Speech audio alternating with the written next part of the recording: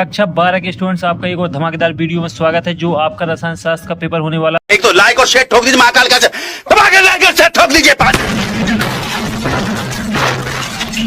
पूरा साल मेहनत करता हूँ आपके लिए बेटा, ऐसा नहीं चलेगा, ऐसा नहीं चलेगा। तो फाइनली आपका रसायन शास्त्र का पेपर लेके आ चुके हैं। तो कक्षा 12 वाले स्टूडेंट देख लीजिए पूरा का पूरा रसायन शास्त्र का पेपर। तो पहले तो आप वीडियो को लाइक कर दीजिए और यदि चैनल पर आप नए हो तो चैनल को सब्सक्राइब भी कर लीजिए। तो स्टूडेंट्स, आपका 11 दिसंबर को होने वाला रसायन शास्त्र का पेपर। तो हम आपको जो पेपर देने वाले हैं आपके लिए बहुत ही वो मोस्ट इम्पोर्टेंट आपके लिए पेपर होने वाला, क्योंकि ये रियल पेपर है, इसलिए आप इसे जरूर पढ़िएगा।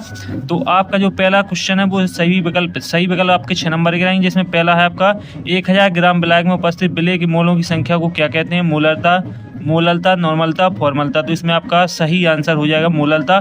तो जल्दी से आप अपनी कॉपी में नोट करते जाइए या वीडियो का स्क्रीनशॉट लगाते जाइए ताकि आपको जो क्वेश्चन है वो मिल सके। इसके बाद दूसरा विशिष्ट चालकता की इकाई centimetre, ohm inverse, ohm inverse, centimetre inverse. तो इसमें आपका सही answer ohm inverse, centimetre inverse हो जाएगा। इसके बाद आपका तीसरा, अधिकांश अभिक्रियाओं का ताप गुणांक किसके मध्य स्थित होता है? 1 तथा 3, 1 तथा 2, 3 तथा 4, 2 तथा 3। तो इसमें आपका सही आंसर 2 तथा 3 हो जाएगा।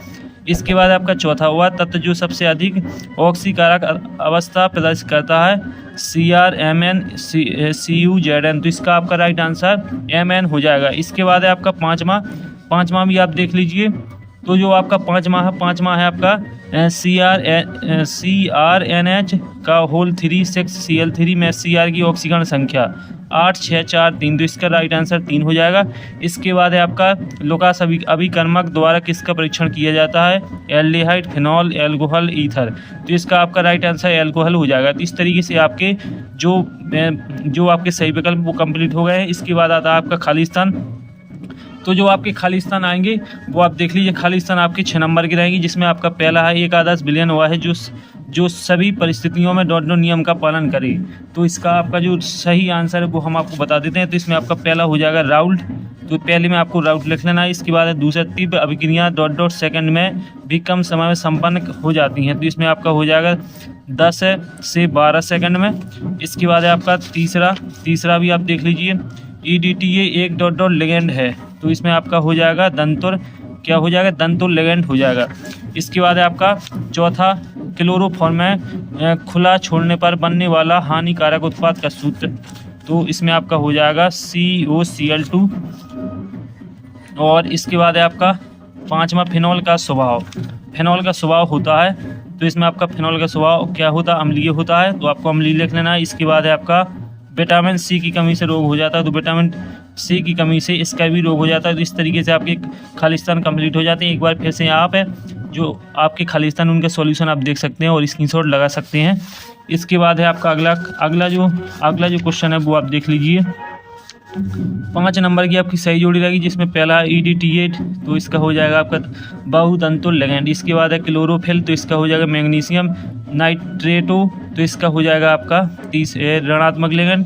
और फिर डाइफिनेल फॉस्फीन। तो इसका हो जाएगा आपका धनात्मक लिगेंड। और एक्वा, इसका हो जाएगा आपका एक दंतुल लिगेंड।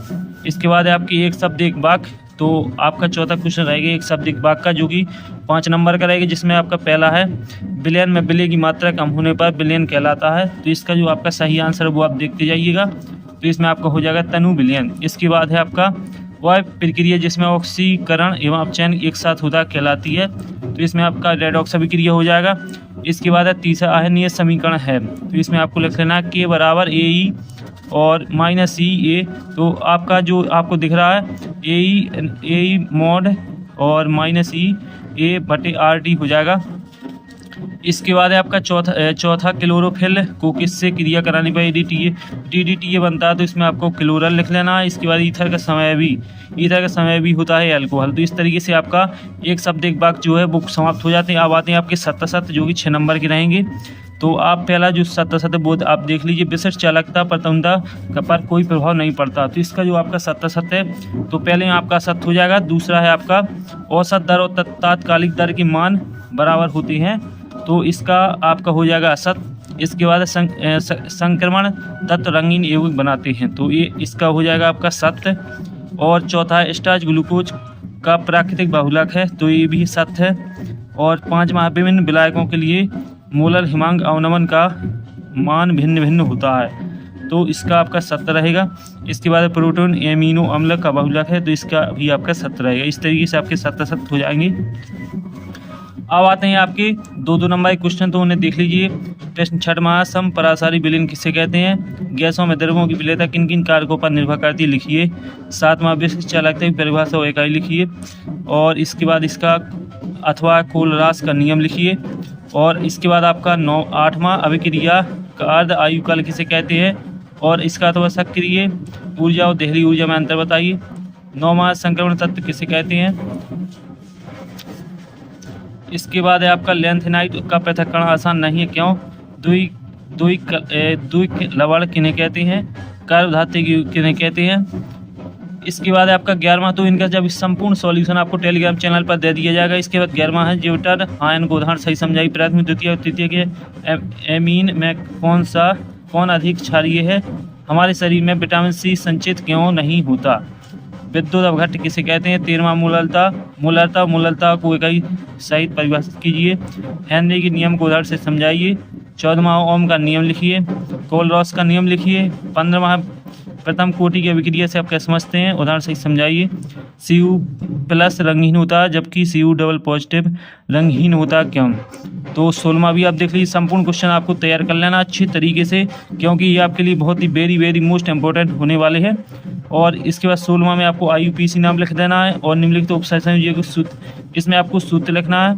और जो आपका 7वां है, 7वां निम्न को समझाइए। तो आपको सेंडमेयर बुटाज कार्बोलिन अभिक्रिया, हेलोफॉर्म अभिक्रिया को समझाना है। और विलोपन अभिक्रिया किसे कहते हैं, इस संबंधित सेट जेब नियम स्पष्ट कीजिए। 18वां आपका रीमन-टीमन अभिक्रिया, कोल्बे अभिक्रिया और विलियम संश्लेषण अभिक्रिया, इनको आपको समझाना है। और इसके बाद आपके कुछ और क्वेश्चन भी रह जाते हैं, वो भी आप देख लें।